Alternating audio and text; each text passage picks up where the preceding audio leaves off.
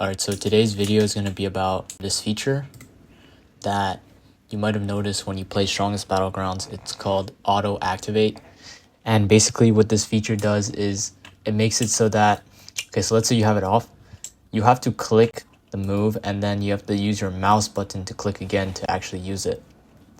And some people say that it's bad because, well, you have to click two buttons, as if you had it on, you would only have to click one. Yeah, so this is coming from someone who has used both auto activate for a while and also auto activate off for a while. I mean, I wouldn't say a while. I just got recently used to not using auto activate, and it's actually done me a lot of favors. Now, you might be wondering what favors. The main reason I would say I have it off is because it's much easier to backdash cancel. And if you guys don't know what backdash canceling is, it's a pretty advanced tech. So yeah, that's basically what a backdash cancel is.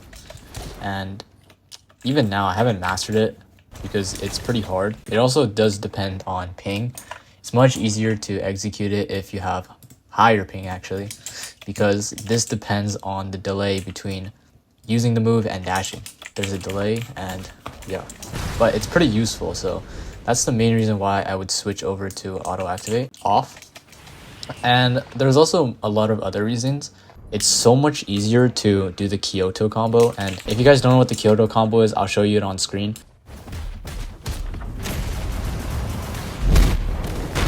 Instead of having to operate only from your keyboard, you can also incorporate your mouse, and that will make it so much easier because it puts less load on your left hand or right hand, depending on which hand is on your keyboard. Yeah, it's gonna make it so that it's so much easier to time. Plus, you're able to basically simultaneously do it. It's easier to click one button on both hands at the same time than two buttons on one hand at the same time. That's basically the whole purpose of why you would switch over to auto activate off.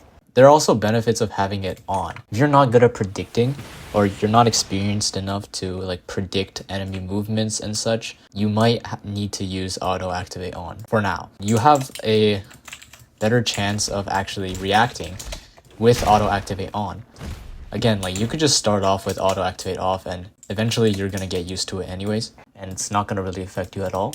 I would say for beginners, I would still recommend auto activate on. Beginners often get confused with their and their moves. So what I mean by that is, let's say you want to M1, but then you forgot that you activated consecutive punches. So instead of M1, you use consecutive punches. If you guys have tried both and you prefer auto activate on, then I wouldn't stop you. Go ahead. You can still become a very good player. So yeah, that's why I recommend auto activate on for beginners.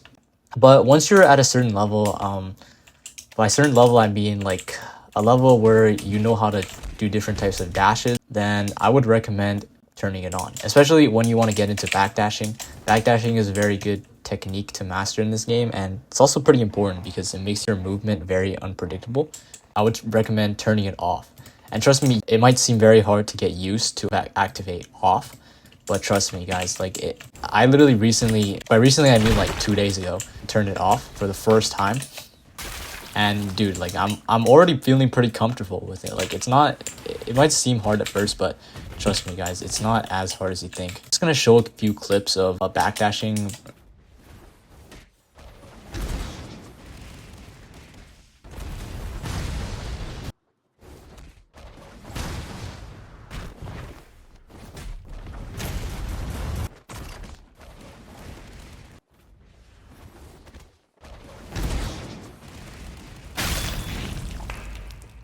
So that's about it for this video. There's not really much else to talk about this option in the settings button. And yeah, comment down below if you guys like this type of video.